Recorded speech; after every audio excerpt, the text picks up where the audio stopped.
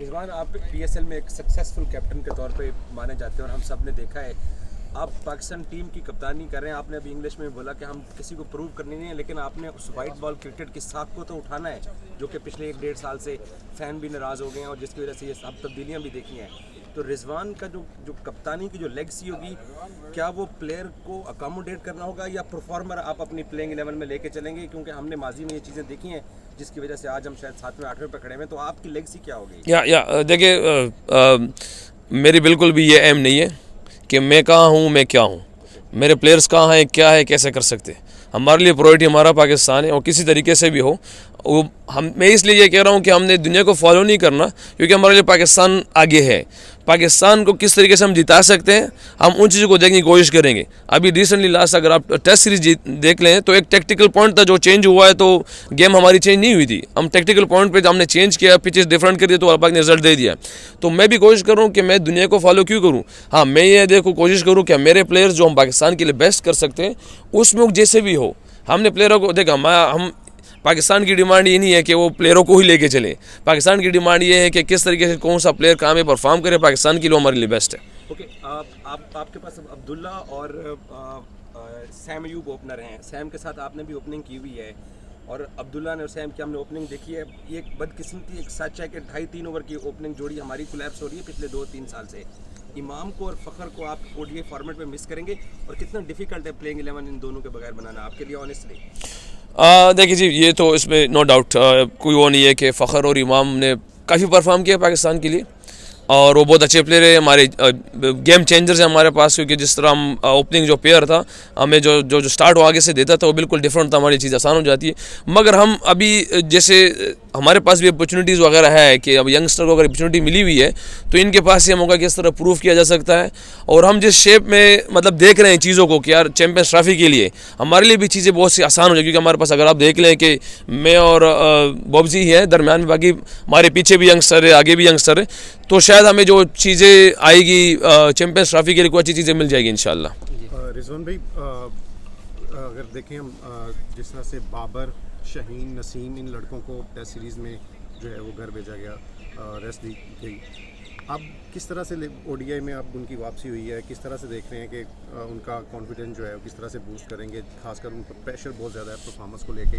बाबर हूँ, शाहीन हूँ, नसीम हूँ, उनकी परफॉर्मेंस पे बहुत सवाल हो रहे हैं, खासकर बाबर को लेके। तो एज अ कैप्टन जो है वो किस तरह से लेके चलेंगे अब बाबर और शाहीन को? देखिए जी, अगर आप पिछले 3-4 साल देखे तो इन्हीं की परफॉर्मेंस थी जिसकी वजह से अल्हम्दुलिल्लाह बाबर आजम सुपरस्टार बना है, शाहीन शाह सुपरस्टार बना हुआ है, नसीम शाह ने आला परफॉर्मेंस दी। वो नसीम शाह बस एक तक इंजरी की वजह से आगे पीछे हुआ है, मगर अगर आप इन तीनों को देख ले तो पाकिस्तान के सुपरस्टार है अल्हम्दुलिल्लाह। इनको ये आता है कि हमने कैसे अपनी चीज़ों को चेंज करना है, कैसे इस पेज से निकलना है, क्योंकि ये पेज हर प्लेयर पे आया हुआ भी है, आप लोगों को पता भी है, आता भी है। तो ये उस कैलिबर के इंशाल्लाह कि वो जल्द इस चीज़ से निकल आएंगे। और जो चीज़ें डिस्कस आप मुझे बता रहे हैं कि मेरे लिए वो पास्ट है, मेरे लिए जितने भी इनकी चीज़ें थी वो सब पास थी। अभी जो मेरे लिए इंशाल्लाह मैं कोशिश करूँगा कि मेरे से क्या बेहतर हो सकता है इनके साथ, इन चीज़ों में, पर्सनली चीज़ों में, वो मैं इंशाल्लाह मैं उस पर सोच रहा हूँ, देख रहा हूँ इंशाल्लाह। और बाकी जितनी चीज़ें वो मेरे लिए सब पास्ट है। नबी भाई, ये बताइएगा कि आपने कोई ऐसी कुछ डिस्कस किया कि बाबर आपके लिए कुछ आपको मशवरे दे रहा है कि क्योंकि आपका उनके कप्तानी का रिकॉर्ड रहा है।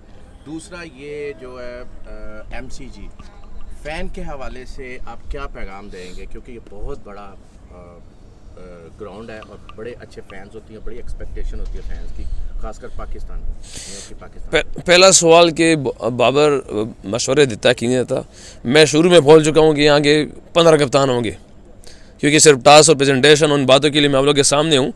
बाकी जब हमारी ये चीज़ें होगी तो इंशाल्लाह हमारी टीम ऑटोमेटिक ऊपर जाएगी। पहली बात, मैंने फैसल अकरम से भी बात की जो यंग है इस टाइम, सैम अयूब भी यंग है, रफ़ात मिनाज भी यंग है, उनको भी कहा हुआ है कि जब भी किसी प्लेयर के हवाले से भी मशवरा हो तो मेरे पास आए, जिससे हमारी टीम को थोड़ी ऊपर स्टैंडर्ड मिलेगा, चीज़ें डिफरेंट होगी। आप बिल्कुल कुल क्या है मुझे मशवरा दे सकते हैं, हम इंशाल्लाह उस पर अप्लाई करने के लिए। पहली बात।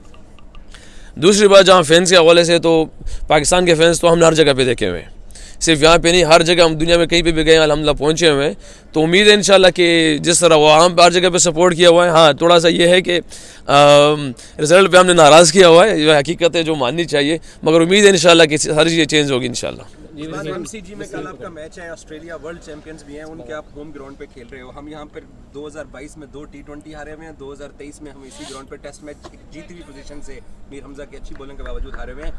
तो पाकिस्तान की प्लेइंग 11 के बारे में और ऑस्ट्रेलिया के साथ कल जो पहला वनडे मैच है उसको लेके और पिछले 1-2 साल के रिकॉर्ड्स को लेके कुछ बताएंगे क्या आप क्या सोच रहे हैं? मैं पिछले रिकॉर्ड तो मैं कह चुका हूँ कि वो पास्ट ही था हमारे लिए, और बिल्कुल आपने कहा कि हम जीते हुए मैच हारे थे, मगर शायद हमारी वो चीज़ों में कमी थी, शायद मेहनत में कमी थी, एग्जीक्यूशन में कमी थी, जो उस तरह डिवलनिंग होगा या अल्लाह वालम जो भी था, क्योंकि मेरे लिए ये चीज़ें मैटर करती है। मैं चीज़ों को मैटर करता हूँ, सोचता हूँ चीज़ें, वो सिर्फ मेरे लिए प्रोसेस है, एग्जीक्यूशन है, हार्ड वर्क है, बाकी रिजल्ट मैं अल्लाह से मांगता हूँ, अल्लाह की तरफ से रिजल्ट आती है, तो मेरे लिए इंपॉर्टेंट है। पीछे तो जो था वो तो सबके लिए, क्योंकि ऐसे तारीखें भी आती है कि 22 साल बाद जीत गए, 30 साल बाद जीत गए, तो इंशाल्लाह अल्लाह ने चाहा तो शायद ये वो चीज़ हो जो ऊपर हम ये कहेंगे कि यार। जी लास्ट क्वेश्चन रिजवान भाई, इससे पहले हम देखते हैं कि जितने भी सिलेक्शन कमेटी अनाउंस होती रही है उसमें कैप्टन जो है उसका नाम भी एज अ मेंबर जो है अनाउंस होता है, लेकिन इस बार जो है वो कैप्टन या हेड कोच को उस तरह से इन्वॉल्व नहीं किया गया। तो आपके लिए कितना चैलेंजिंग होगा, क्योंकि जिस तरह से एक कहा जा रहा है कि आकिब जवेद होंगे या सिलेक्शन कमेटी है उनका प्लेइंग 11 में भी बहुत ज़्यादा रोल होगा, तो किस तरह से आप एज अ कैप्टन आपके लिए कितना चैलेंजिंग होगा कि जब आप अपने रिसोर्स जो है उस तरह से यूज़ नहीं कर सकेंगे, प्लेइंग 11 में उस तरह से आपकी मुशावरत जो है वो नहीं नज़र आएगी जिस तरह से जो है वो पहले कैप्टन की होती रही है। आपने अगर चेयरमैन की मेरे ख्याल से प्रेस कॉन्फ्रेंस भी देखे होंगे, उनकी बातें भी सुनी होगी, तो उसने कहा कि मैंने हमेशा हर बंदे को पूरी अथॉरिटी दी हुई है। अगर सिलेक्शन कमेटी को भी कहा है तो बार बार कैसे उन्हें पूरी अथॉरिटी दी है, इस तरह से मुझे भी पूरी अथॉरिटी मिली है चेयरमैन की तरफ से भी।